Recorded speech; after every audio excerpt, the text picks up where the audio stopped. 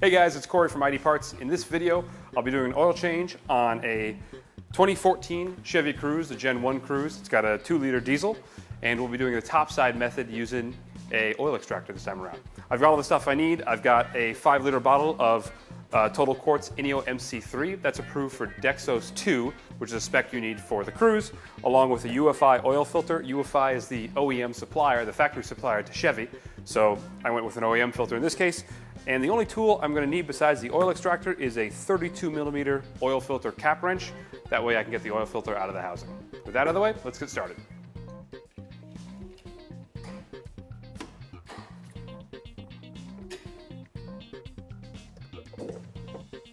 As I just mentioned, we're going to be using an oil extractor to get this oil change done.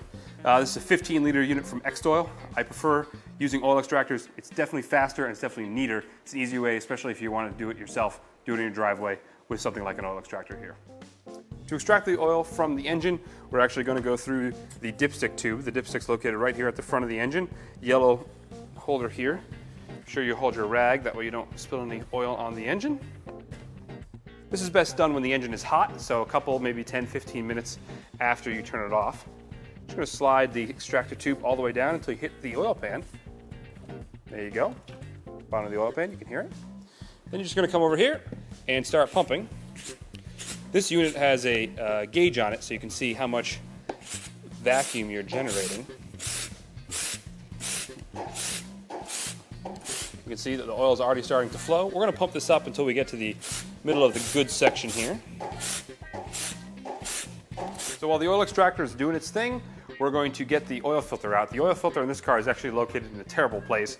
It's underneath the alternator at the back of the engine. So if you follow me, I'll do my best to show you where it is. Basically, I'll hold the light here, and it's going to be down right at the end of the screwdriver. You can see the cap right there.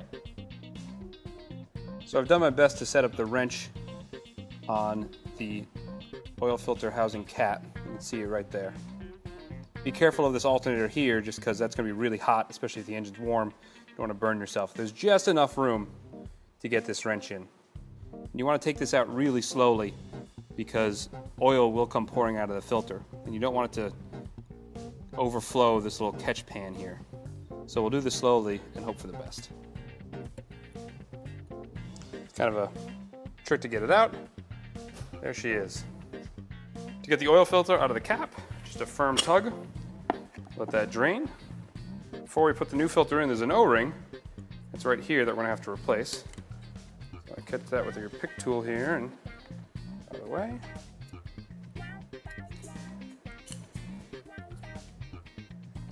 As always, with any O-rings for oil filter caps, or for a normal oil filter, you want to lubricate the O-ring, that way it doesn't bind when you're putting it back in.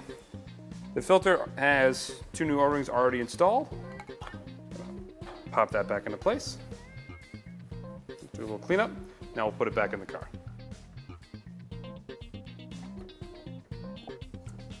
We got the new filter in, all the oil's been extracted, so we're going to go ahead and refill the engine. This engine takes about 4.5 liters. This is a 5-quart jug, so we're going to add all but half a quart and then do a quick measure.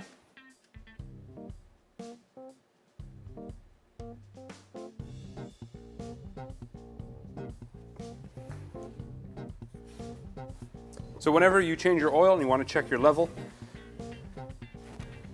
take the dipstick tube out. On this car, that little shaded area is where you want to be. Now, when you first put oil in, it'll read a little bit high because it'll all be in the oil pan. So what you want to do is make sure you get to the high point, start the car up, let it run for a little bit, let the oil pressure build, then check your level one more time to be sure you're right in the middle. That's it for this video. If you have any questions, leave them in the comments below or email me, sales@IDParts.com, and I'll get back to you. Subscribe to the channel to get all the new diesel-related videos as I make them. As always, thanks for watching. Take care.